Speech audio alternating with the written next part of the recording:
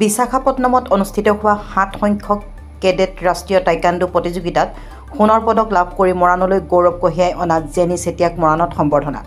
প্ৰতিযোগিতাত অংশগ্ৰহণ কৰি নিজা গৃহলৈ অহাৰ সময়ত মৰাণহাট ৰেলৱে ষ্টেচনত উষ্ম আদৰণি জনাই শুভাকাংক্ষী আৰু দল সংগঠনে।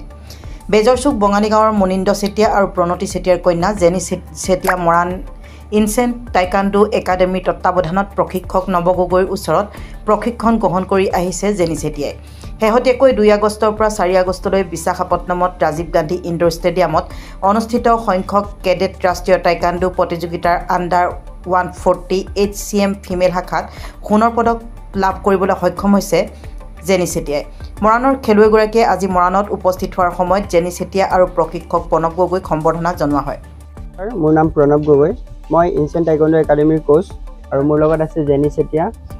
তাই 7th national cadet national championship বিশাখাপট্টনমত 148 চেণ্টিমিটাৰ শাখাত তাই গ'ল্ড মেডেল পাবলৈ সক্ষম হৈছে।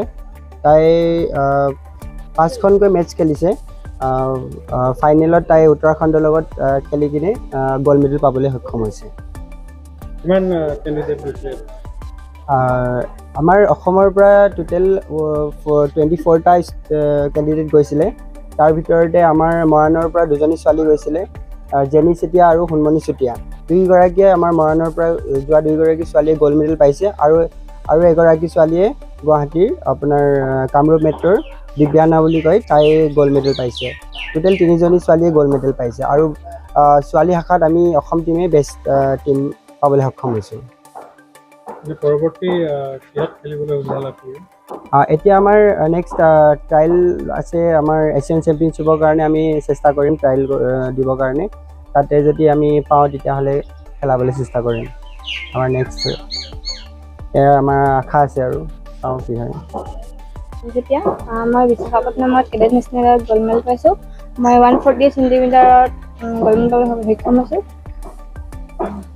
কেতিয়াৰ পৰা খেলি আছে? মই 2020 চনত খেলি আছোঁ।